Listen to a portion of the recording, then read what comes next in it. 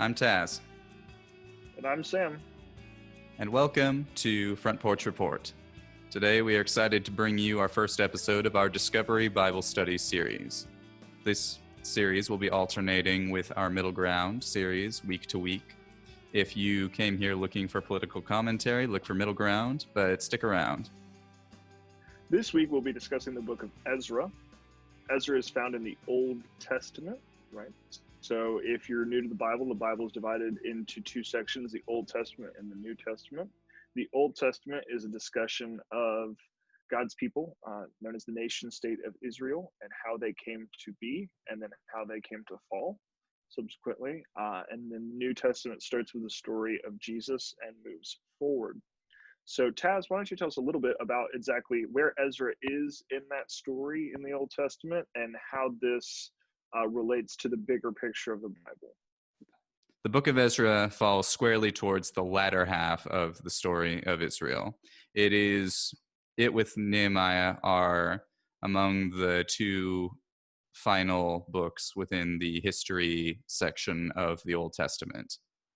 At this point, the Israelites have been rescued from Egypt, taken through the wilderness for 40 years, into the land of Canaan. They have had a kingdom rise, be split in half, fall, go into exile.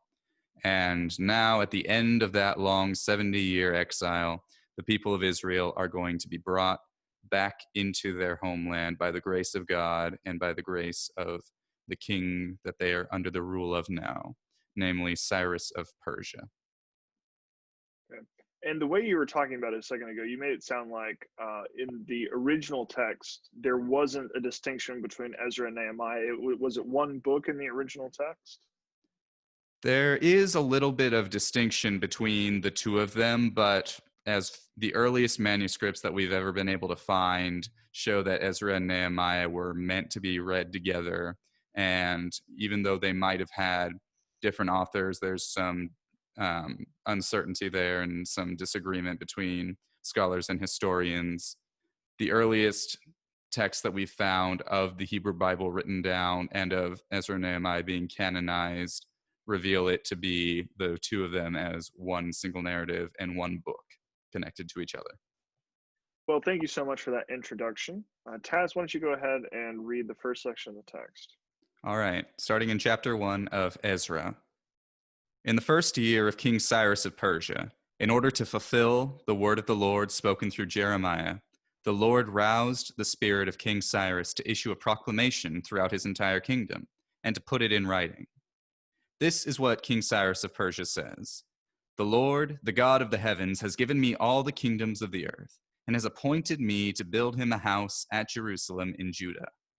Any of his people among you, may his God be with him, and may he go to Jerusalem in Judah and build the house of the Lord, the God of Israel, the God who is in Jerusalem. Let every survivor, wherever he resides, be assisted by the men of that region with silver, gold, goods, and livestock, along with a free will offering for the house of God in Jerusalem. So the family heads of Judah and Benjamin, along with the priests and Levites, everyone whose Spirit of God had roused, prepared to go up and rebuild the Lord's house in Jerusalem. All their neighbors supported them with silver articles, gold, goods, livestock, and valuables, in addition to all that was given as a free will offering. King Cyrus also brought out the articles of the Lord's house that Nebuchadnezzar had taken from Jerusalem and had placed in the house of his gods. King Cyrus of Persia had them brought out under the supervision of Mithridath the treasurer, who counted them out to Shebazar the prince of Judah. This was the inventory: 30 gold basins, 1,000 silver basins, 29 silver knives, 30 gold bowls, 410 various silver bowls, and 1,000 other articles. The gold and silver articles totaled 5,400. Shebazar brought all of them when the exiles went up from Babylon to Jerusalem. Awesome. So now we're going to do some brief impressions that we found, and then a summary of kind of what happened in this section of the text. So, in summary, what just happened was that King Cyrus of Persia was the dominant world power at the time, an empire that had taken over from the Babylonian Empire, which had taken over from the Assyrian Empire before that. They were in complete dominance of the ancient Near Eastern world. And King Cyrus, you can see that he he says that the Lord has given me all the kingdoms of the earth and has appointed him to build a house. So basically, Cyrus here sees himself as the big man on earth, but he still recognizes the authority of the God of the people that have been taken into exile by the Babylonians. And so, where the Babylonians sought to steal and assimilate the Jewish people into their broader empire and prevent them from worshiping their own God in the same way that they had, Cyrus here is showing respect for their customs and traditions. And he sees it as his divine right and duty to allow them to go home and to bring back proper worship of their God. And historically, this is something that the Persians actually did a lot of. Many different cultures and groups that were forcibly assimilated into Assyrian or Babylonian imperial worship were allowed to worship their own gods again by Cyrus. And this is possibly a PR stunt to try to say, oh, look, you're under so much better rule now than you were before. This is not a good time to be rebellious or to try to work against the powers that be. But it also might have been out of a genuine regard for what they saw as the gods of the different lands that they now came in power over, and they sought to continue their reign by appeasing not only the people but also the gods that they saw as having power over these different regions. Do you have any initial impressions from this text? I think the important thing to notice here is how the people of God responded to this news. I think that if you read starting in verse 5 and go through that section, we see the generosity of the people. You have to remember that this is a agrarian society, right? So there is no real permanency to things. The fact that you have livestock, the fact that you have any of these valuables could be the difference between life and death, just a matter of a week, 2 weeks down the road. And so the fact that they're willingly giving this up for the Lord's house is an amazing gift. And we'll talk about that when we get into text. But that's one of the first impressions I see is that, we see how, regardless of the intentions of King Cyrus, the heart of worship and the heart of giving of the people of Israel is no less real. And we see that even matched with King Cyrus's action because he sees their givings.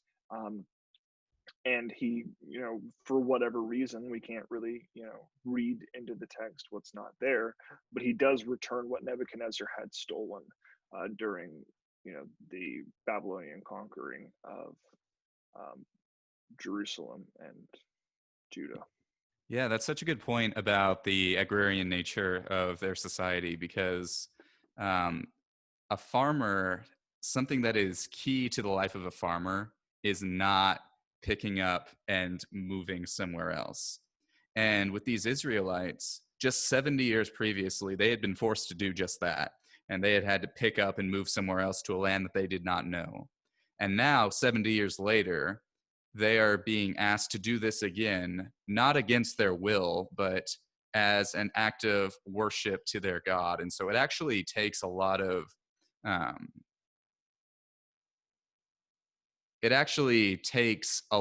faith and trust in that God that they will not only survive the long journey. A little later in the book, it talks about how it takes 4 months to get from where they are to where they're going. So not only survive that long journey, but also to have faith that when you get there, you will be able to provide for you and your family, and that the land that you're going to is actually going to be able to sustain you.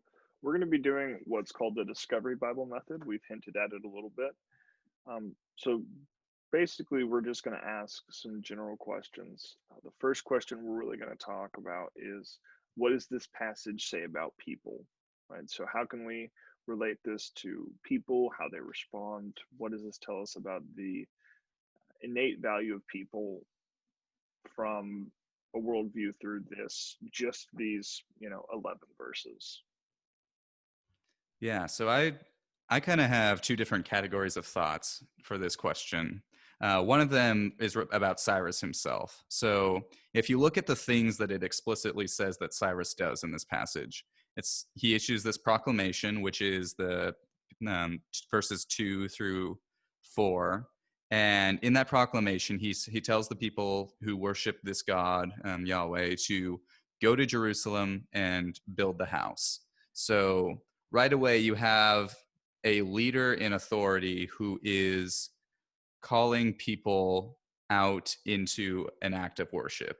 And like we said earlier, regardless of his motives, what he's doing is he's calling the people to worship, and he's calling them to worship their God in the way that their ancestors did, which was very important to their culture at the time.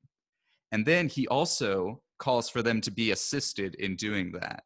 And so in verse 4, he says that let every survivor, wherever he resides, be assisted by the men of that region with the silver, gold, goods, and livestock, along with free will offerings. So he's not only calling the people to do something, he's calling them to be assisted in doing so. So he is providing for the thing to be done and providing for the people to actually do that thing. And then finally, he brings out the articles that were in his temple, the articles that had been stolen. So not only was he calling for a restoration to occur, he called others to assist in that, and then he took the action step of doing it himself, making a restoration and restitution to these people,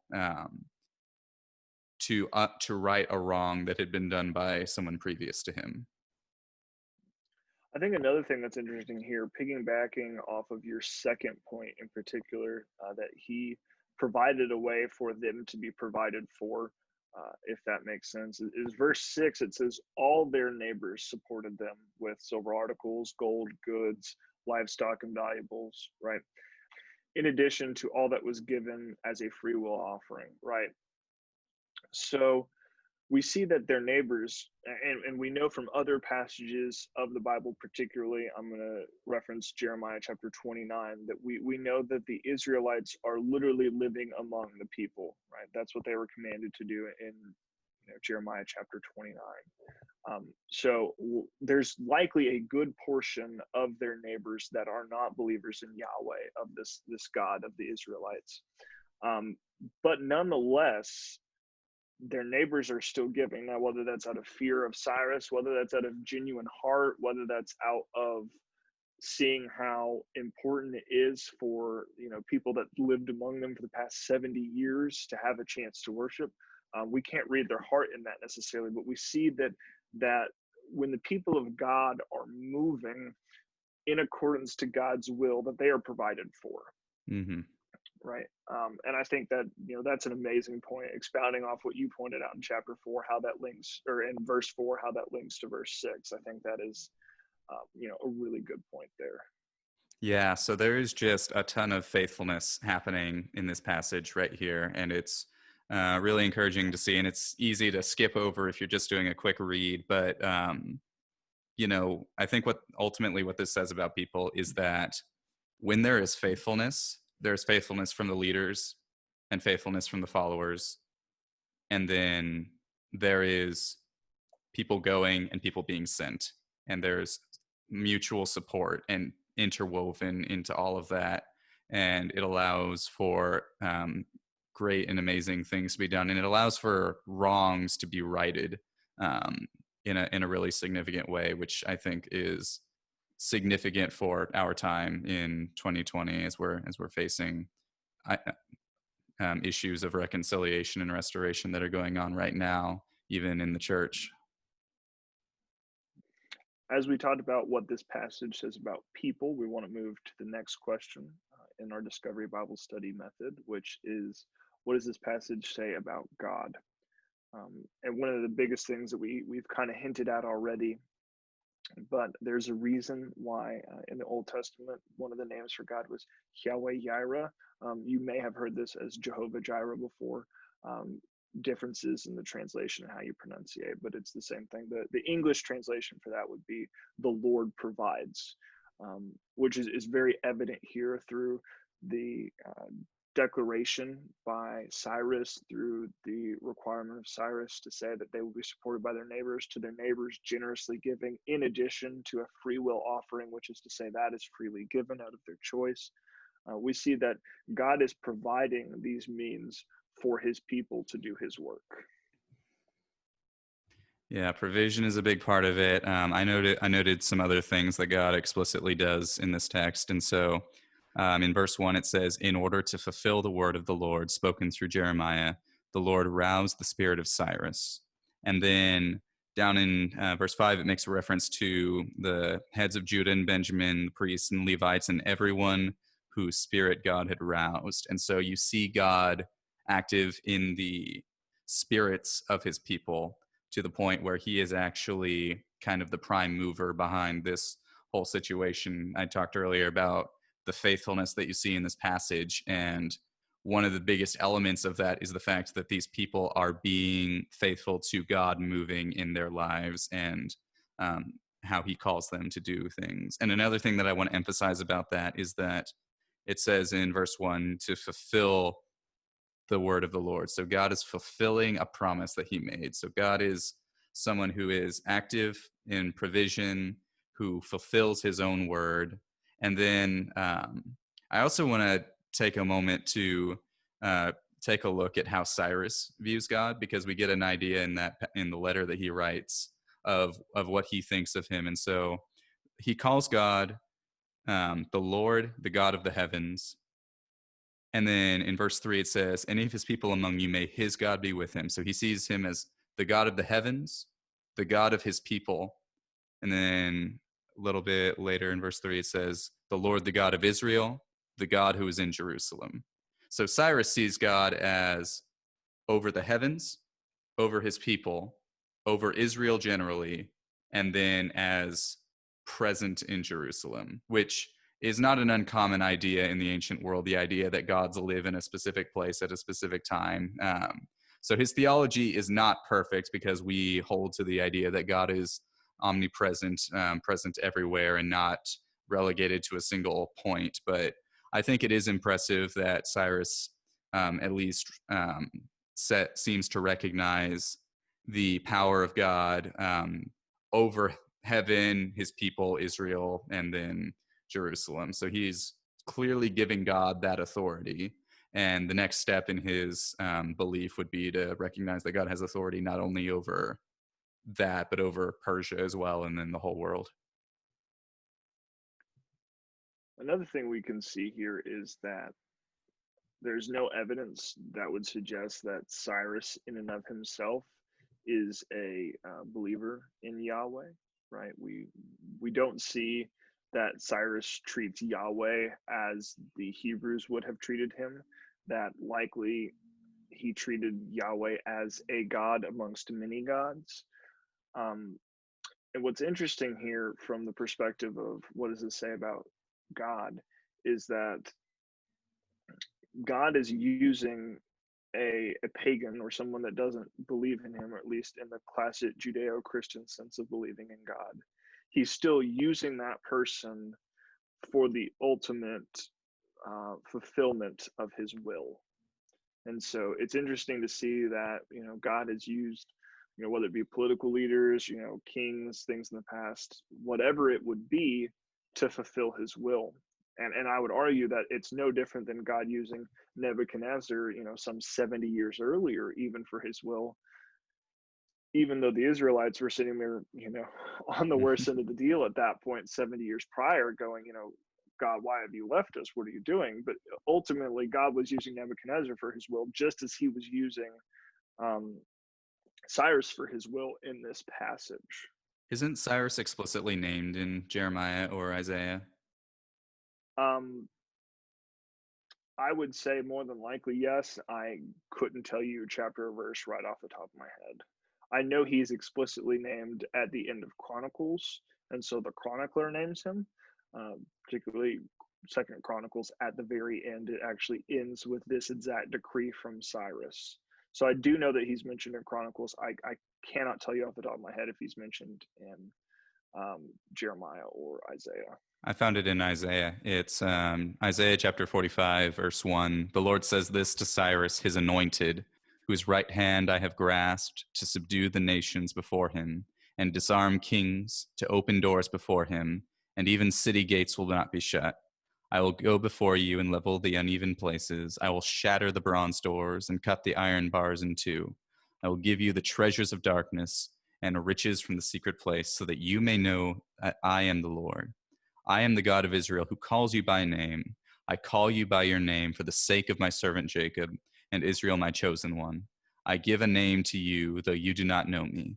I am the Lord, and there is no other. There is no God but me. I will strengthen you, though you do not know me, so that all may know from the rising of the sun to its setting that there is no one but me. I am the Lord, and there is no other. I form light and create darkness. I make success and create disaster. I am the Lord who does all these things. And so, yeah, I imagine that if some high-ranking Jewish person in the court of Cyrus had brought that prophecy to him, then it certainly would have stirred his heart to perhaps allow for the worship of this God who had prophesied about him many years previously. So, as we address the first question, which is what does this passage say about people, we talked the second question about what does this passage say about God, and now we get to the third question, which is how do we connect this to the gospel? So, as Christians who believe in the New Testament, we're always looking for something in the Old Testament that is building up to this crescendo that is the gospel or the New Testament or the story of Jesus. So, Taz, what's something that you observe in this text where you're like, man, that's a gospel connection right there? Yeah, so one thing that's really interesting about this is that we don't necessarily have any indication of why this is the time that the exile is ending. It's not necessarily that the Israelites have learned from the error of their ways and are now a better people after God's own heart. It's kind of just God allowed his wrath to fall on them for a time, and now he is allowing his grace to fall upon them. And you can see it as it comes through Cyrus, and it's coming through the gift of a pagan nation rather than from any kind of conquest on the Israelites' part, where previously the people of Israel had gone into Canaan and had taken it by conquest because God was fighting for them. This time it's they're going with the leave of someone else and not necessarily based on their own righteousness or their own goodness, but instead just pure grace of God to say, okay, the time has come for the exile to end. You can go home now. I think a gospel connection here that's really important to see is in verse 1, it says, in the first year of King Cyrus of Persia, in order to fulfill the word of Yahweh spoken through Jeremiah. And, and we can see that this specific thing that's happening right here in this passage is under the fulfillment of the word of Yahweh, right? And he is calling a specific people to do a specific task as they move forward to the gospel, right? And so this is setting the stage for the rebuilding of Jerusalem. Later in this, we'll get to the rebuilding of the temple and other things in this book.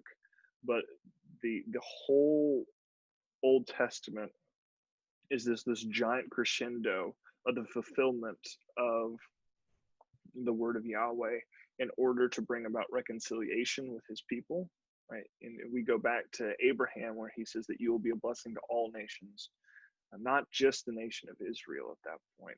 In fact, when he makes that promise to Abraham, there is no nation of Israel at that point, right? So we see that, this is just one cog in the plan that God has to reunite his people to himself. And I think that's a beautiful connection that we often don't realize when we neglect the Old Testament narrative. As New Testament Christians, sometimes we kind of get this feeling like, we the Old Testament's cool and all, but I really want to focus on the story of Jesus. But understanding this story of who this God is, and his story of reconciliation, of bringing his people back to him, is vitally important to understanding who that Jesus is. Yeah, that is so key. And now, finally, as we're dealing with the text, we have, when we were doing this back on campus and we were leading our Bible study, we would have a little section that you affectionately called Let's Save the World, solve all the world's problems. And it's basically an opportunity to bring forward questions that maybe don't have answers or maybe do. So do you have any questions or observations from this text that are just fun things to think about? The one major one that I have is that in the biblical narrative, we're not given a very clean answer about what happens to Cyrus. Hmm. We kind of get this whole thing of, this is his decree, that's happening. We get to see a little bit of him in Nehemiah, but after that, we really don't have a clear answer. And I haven't honestly done my history to know what happens to him. But I'd be interested to see, does he become a believer in Yahweh? Do things change? Obviously, we know that the Persians, or the Medo-Persians, depending how you look at history, eventually fall, right, and give way to the Roman Empire after Mm-hmm. this. So I'm interested to see, what happens there. Yeah, for sure, because this story that we're going to be looking at takes place over the course of several years, and there are other leaders of Persia at most other points in the story. There's Artaxerxes and Ahasuerus, who features in Esther, and Darius, maybe. But yeah, there were several different kings of Persia during this period, and I don't know. I'm kind of fond of Cyrus. I hope that that's what ended up happening for him, that he became a believer and that his faith was credited to him as righteousness, just as Abraham's was. I kind of want to know why there were only 29 silver knives brought out. There's 30 gold basins and 30 bowls. Who lost one of the knives? I'm not gonna lie, I definitely thought that. Like when I was reading that text, I'm sitting there going, "Wait a minute, what happened there?" Mm-hmm. Yeah. One of the things that also I think is interesting, and we'll get a little more into this tomorrow when we talk about the actual journey, but you know, we're giving these people all of these valuable articles and stuff, and then telling them to go on a 4-month walk essentially to the place where they're getting to. And that also takes a lot of faith to, go through what is surely, bandit infested country, or through locations where there are people who probably want those things that you're carrying. And um, that'd be wild to do. There are some of us who don't want to walk through certain parts of town, with our phones out, but these people had much more valuable things than our phones even. So, Especially in that culture. yeah. So these are all well and good, but I think an important thing that we have to always do when we approach the text is, how do we apply this to our lives? Because if we only studied the Bible in an academic sense and say, "Wow, this is a neat story," and then we set it down and never look at it again, we've done ourselves a great disservice. So I think one of the things we have to do is always, when we approach the text, to understand that there's an application that we can apply to our lives, even in something as simple as what's going on in this text. An example that I see really here is, um, when is the last time you loved a neighbor the way that the Persians loved the Israelites? Mm-hmm. Um, you know, and I live in an apartment complex in San Antonio. I've got a lot of neighbors, you know, and all too often, I'm the type of guy who's like sleep before deadbolts, because like I just I'm always on edge. But is I see these people every day. Do I give them the same courtesy, the same love? And if Jesus says, that which you've done for the least of these, you've also done for me. If I truly believe that, you know, how do I reconcile, my edgeness with my belief in God? Yeah. Um, that's a really big one for sure, and so important for us in this time of COVID, where it's even harder than it was before to really have a relationship with your neighbors. There are, a few things that I do, but that's definitely an area where I can grow in my life. I want to go back to Cyrus and the fact that he brought out the articles, because it's one thing to say, okay, I'm going to be a lenient ruler and allow you to go rebuild your temple in your homeland, but he actually goes back into the records, figure the fact that he has this guy Mithridath, the treasurer, counting out to the Jewish leader Sheshbazzar the exact amount of things that were taken by Nebuchadnezzar means that he went into the records and said, he acknowledged what had been done to these people, and then out of his own spirit being roused, returned to them what had been taken. And reparations is a bit of a buzzword right now, and I'm not necessarily in favor of enforced reparations from the government level, because um, as we can see, this is people responding individually to God's rousing of their spirit. But I think that there are ways that we can all recognize that the people who came before us have sinned against each other, and that has effects to this day. And it makes me look at myself and say, what can I do to reach out and be there for people who are still suffering from those after effects when I'm benefiting from those after effects? That is a strong point. Um, and we just want to ask you to take a moment in your own life and try to figure out, how can I apply this to this text to my life. And it doesn't have to be the way that I talked about, and it doesn't have to be the way Taz talked about, and it can be the way I talked about, and it can be the way Taz talked about, or it could be both. But again, we always want to encourage that if we just treat this like it's a storybook and not something that's meant to shape our lives, then we've wasted our time. I'd like to encourage you, if you haven't already, to check out the bonus episode that we released, which is a full read through of the entire book of Ezra, just cover to cover, no stopping for chapter titles or headings. And it takes about 30 minutes to get through. And I think that it will be encouraging to you to be able to hear this story fully told all the way through. And it's a little bit easier to get through listening to it, because there's a lot of names and numbers, and I did the hard part for you. Next week, we will be back with another episode of Middle Ground, and we will be discussing a few local stories and some national stories, and we will see what the world is like when we rejoin again at that time. Hey, Taz. Hey, Sam. You're an older brother, right? I am, in fact. Has your younger brother ever been jealous of the fact that you can grow facial hair better than he can? Yes, I think he is, but he's quickly catching up. I'm the youngest of 6 kids, and all of my older brothers could grow a beard way faster than I could, even at the age I'm at now.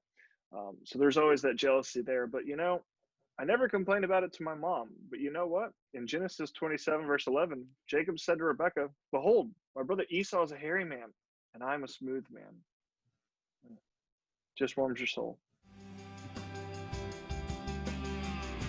All right, Sam. Talk to you next week. And all of you, stay safe out there, and let us know in the comments section or via email what what your thoughts are on chapter 1 of Ezra.